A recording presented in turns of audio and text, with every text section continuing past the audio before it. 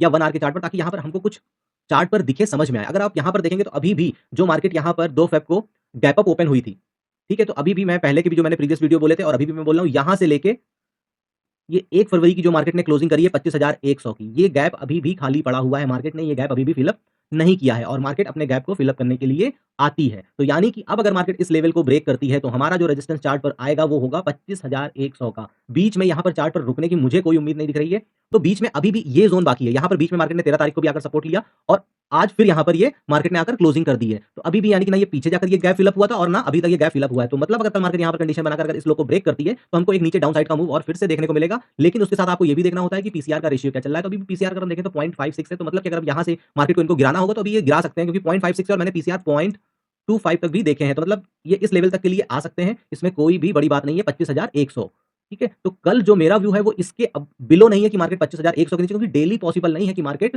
500 point की range बनाए। अगर ग्लोबली कोई कंडीशन बन रही है तो वो अलग बात है। अदरवाइज नॉर्मल कंडीशंस में मार्केट में बीच-बीच में इस तरीके से बुकिंग आती है। क्यों? क्योंकि जब पीसीआर 1.1 या 1.2 के ऊपर निकल जाता है तो पॉसिबिलिटी होती है कि एक डाउन ट्रेंड आता है। सेम उसी तरीके से जब पीसीआर 0.5 के नीचे चला जाता है, यानी कि 0.45 हो जाता है या 0.35 या फिर जो मैंने अभी तक देखा वो 0.25 देखा, तो फिर यहाँ से एक तगड़ा रन आता है, क्योंकि यहाँ पर पुट और कॉल, क्योंकि ये पीसीआर कुछ और नहीं, पुट कॉल सेलिंग रेशियो होता है। तो जिस जगह पे ज्यादा वॉल्यूम होता है मार्केट फिर उसी डायरेक्शन में मूव करती है। तो अब कल देखना है कि मार्केट कहां पर गैप अप ओपन होती है या फिर गैप डाउन ओपन होती है या फिर फ्लैट ओपन होती है। तो उसके हिसाब से यहाँ पर क्या ट्रेडिंग कंडीशंस हमारी बनकर आएंगी।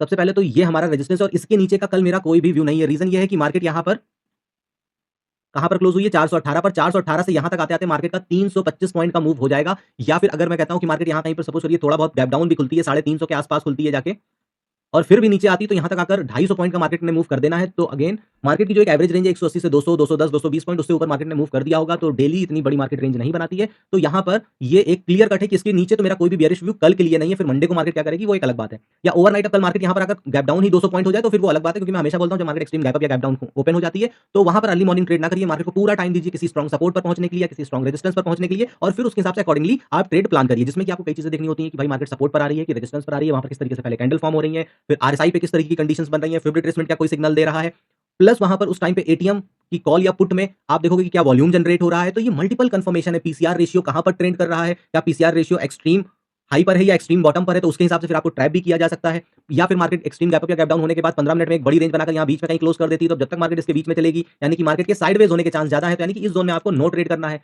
अब यहाँ पर कल क्या होगा ये नहीं पता है। जैसे कि मेरे वीडियो पे किसी का कमेंट आया था कि सर आप तुक्का मार रहे हो, तो दोस्त ये तुक्का नहीं होता है, इसी को एनालिसिस बोलते हैं। क्योंकि जब आप इस एनालिसिस को करते हो तो अगले दिन आपका माइंड मेकअप रहता है हर उस कंडीशन के लिए जिस कंडीशन में मार्केट रिएक्ट करती है। सपोज करिए कि कल मार्केट यहाँ पर 25,200 पे गैप डाउन ओपन हो जाती है।